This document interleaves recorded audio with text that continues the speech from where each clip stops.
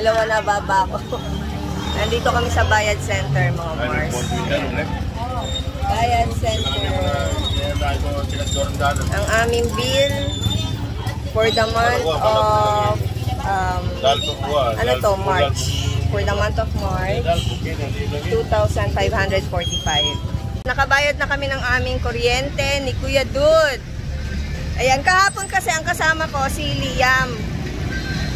Bumili kami ng aircon. Hindi ko na nagawa ng vlog. So ngayon sabi ko, si Kuya Dude naman ang kasama ko. Hindi kasi pumasok ngayon si Kuya Dude. Pupunta tayo sa Pure Gold, mga Mars. Mag-grocery kami ni Kuya Dude. Ni Kuya Dude. Ayan. Pero bawal mag-vlog, kaya hindi na tayo magpa-vlog sa loob. Ayan, haggardness overload si Madam. House na kami ni Kuya Dude. So, ayan ang ating napamili, mga Mars, sa Pure Gold. Ayan, hindi na ako nakapag-vlog doon kasi bawal na. Ayaw na nila, mga Mars. So, ayan yung ating mga pinamili. Mamaya ayusin ko na muna yan. Ay, hindi, magluluto muna pala ako ng lunch namin, ng ulam.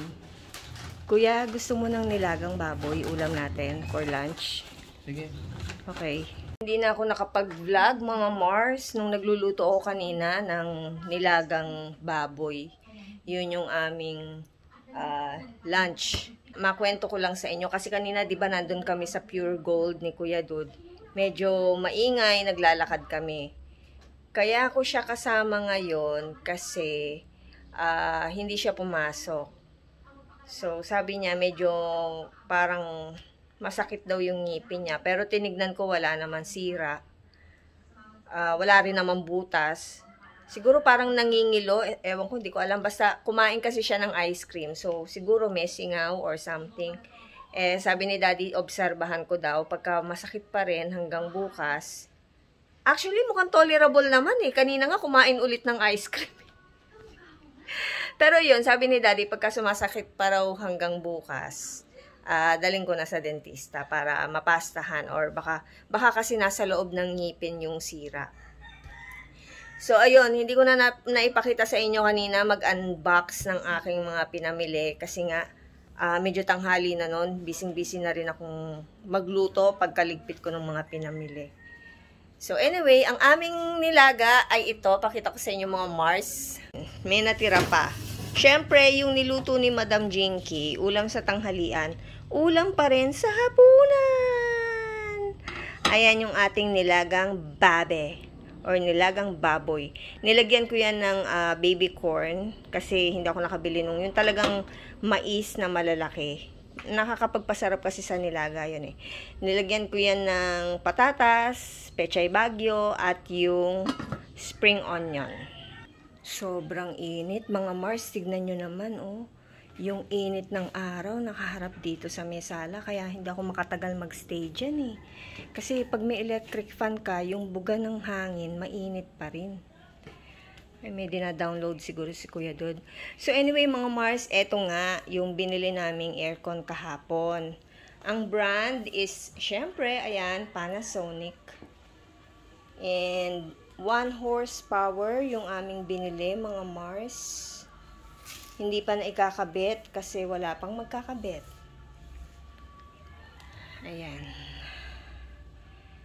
1 horsepower. Actually, yung aircon dun sa isang room, ganito rin.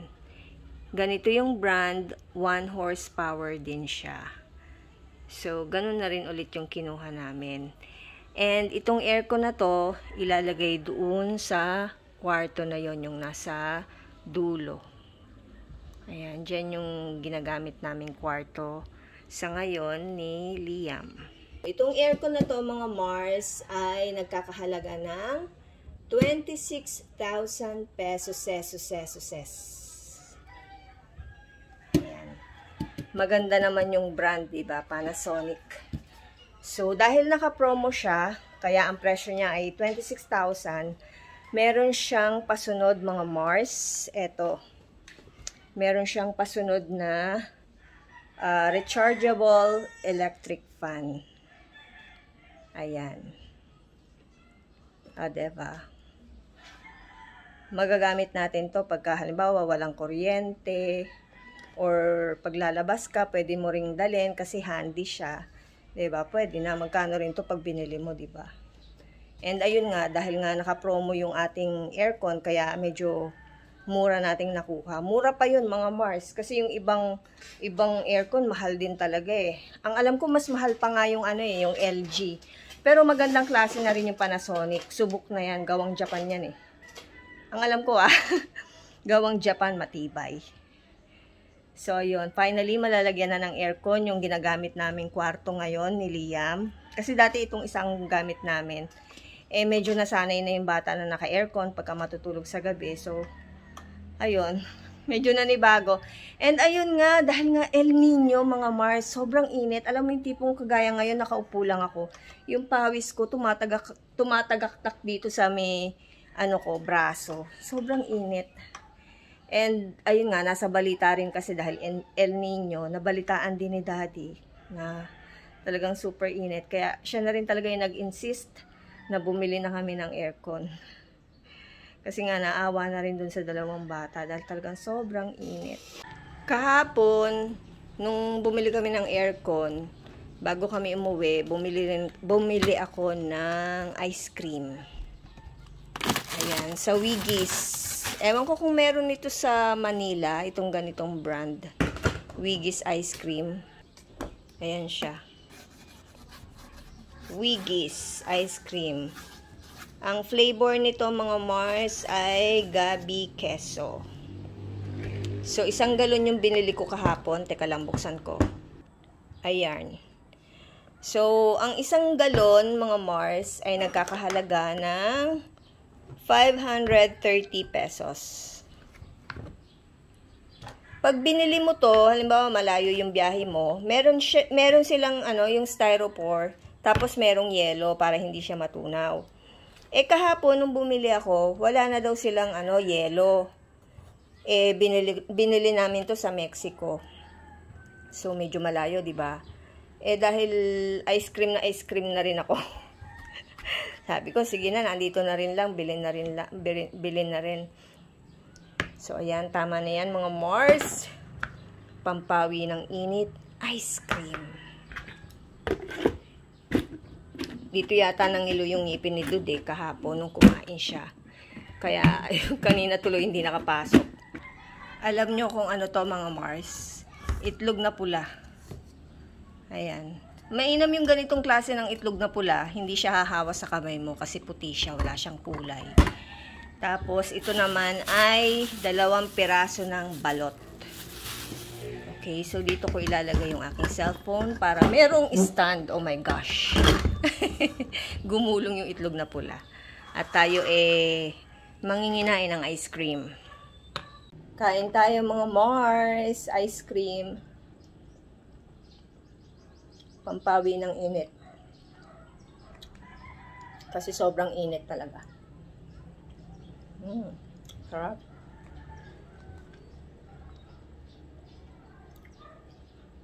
Ang flavor, gabi queso.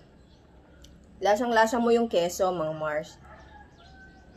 And dahil gabi siya, gabi flavor, ang ginawa nila sa gabi, parang ginrind nila. Pero, pag kinain mo, mararamdaman pa rin ang dila mo. Meron parang magaspang, parang something like, hindi naman makati sa dila, something like parang may pulp ng parang, ganun ba yun, pulp? Parang, may maliliit na butil ng gabi.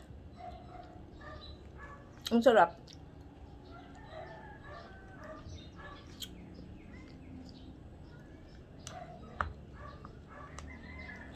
Hindi ko pa nabibisita yung aming langka. Hindi ako nakakapunta sa likod. Hindi nga napapausukan Hindi ko pa napapasyalan kung meron ng hinog. Si Mama Janet, nung nandito, ang sipag-sipag magwalis sa likod, dito sa buong paligid. Tapos, yung puno ng langka, lagi niyang pinauusukan. Para mawala yung mga insekto. Tsaka para yung bunga, mas lalong, Yung lumaki kagad yung mahinog, dumami, ganyan. Eh ngayon, wala siya. Wala na nagpapausok dun sa langka.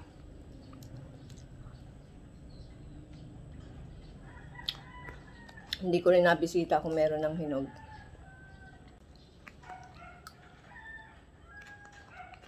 Tsaka si Panbo. Pet kasi ni Mama Janet yan si Panbo. Shout out kay Mama Janet. Na love si Panbo. Siya yung matyagang magpakain doon sa aso. Tapos, ting umaga yan, lilinisin niya yung buong paligid. Paligid ng bahay. Hanggang doon sa may harap, sa labas ng gate, pati doon sa bahay ng aso, nililinis niya. Yung kasi yung pinaka-exercise niya sa umaga. Mainam naman, pinapawisan siya pag nagwawalis siya. Nalilibang-libang. Eh ngayon, wala siya.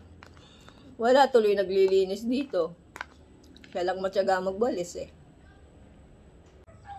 Ang oras, mga Mars, alas 6 eksakto ng hapon. Or 6 p.m.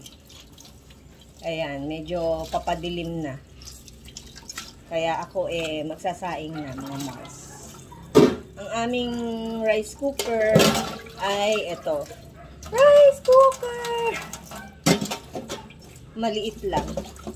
Actually, meron kaming malaking rice cooker, kaya lang alanganin naman sa amin. So, pinalitan ko. Ito yung ginamit ko, yung mas maliit. Ang problema dito sa maliit na rice cooker, sira yung ano niya yung pindutan. May oras na pag nilagay ko na yung kaldero, pag pinindot ko yung cook, may oras na umaangat siya. So, pag hindi mo binantayan, malamang sa malamang, isang oras mahigit na, nakalagay pa rin siya sa warm. Kasi nga umaangat. Kaya ayun, yun ang problema dito sa rice cooker na to. Pinag-uubra ko pa rin kasi nangihinayang naman akong palitan. Lalo na kung hindi naman kasama sa ating budget ang rice cooker, mga Mars. So, yun, pinag-uubra pa rin ni Madam Jackie. Okay, so wait lang, kukuha ko ng rice, mga Mars. Eto na, mga Mars. 2 gatang lang kasi may natirang lamig kanina. So, yun, habang ginagawa ko itong mga Mars, ako hihingi ng dispensa sa inyo. Dispensa talaga, hindi. Medyo natagalan, di ba, bago ako nakapag-vlog nitong nakaraan. Medyo sobrang busy lang si Madam. Marami lang ginagawa, kaya... Pero wala, hayaan ninyo mga Mars, sa mga susunod, gagawa tayo ng maganda-gandang content. And by the way, highway. Thank you nga pala dun sa aking mga bagong followers na hindi ko alam kung saan ang gagaling. Nadadagdagan yung aking followers. Thank you. Hindi ko alam kung ano yung aking content na nakikita ninyo na napapadaan sa inyong FYP. FYP talaga. Yun, siguro dun nyo ako nakikita sa aking mga lumang upload. Pero thank you sa inyong pag-follow sa akin. So, ayan mga Mars. Diba nakalagay na sa cook? O, mamaya-maya yan, pag hindi mo siya napansin, may oras na napupunta siya kagad sa warm, kahit hindi pa luto yung kanin. As in tubig, hindi pa siya kumukulo, napupunta siya sa warm. So, pag hindi mo siya talaga binantayan, ayun nga, mahihilaw yung kanin. Hi, Liam! Hi, Mommy. How are you, baby boy? I miss you so much. Nyak! I miss you too. I like your new hairstyle. You look so poggy. You look so guapo. Later, we're gonna have an aircon, okay, Mommy? Not today. Hinimatay. Hindi pa natin pwedeng gamitin. We cannot use the aircon right now. Why?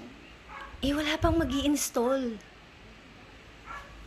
Okay. Oh, hindi naman marunong si Mami. I don't know how to make, butas to the wall. We need someone. What is that on Yeah. the news? Solar eclipse nasaksihan sa ilang bahagi sa Amerika. Yun yung tinitignan niya sa TV. And hindi ko naman sa inyo mapakita mga Mars kasi tayo ay makaka-copyright. So anyway, ang oras mga Mars, it is now 6:10 in the evening. And Liam said, you are already, what? Hungry. Hungry. Kasasain ko lang. Wait mo, kasasain ko lang, ha? Pag naluto na yung rice, kakain na tayo, okay? I have chicken too. Wala tayong chicken. Just kidding. Ikaw talaga. Kahapon chicken, ngayon chicken na naman. Tumigil ka nga. Pork nilaga ang ulam natin, okay?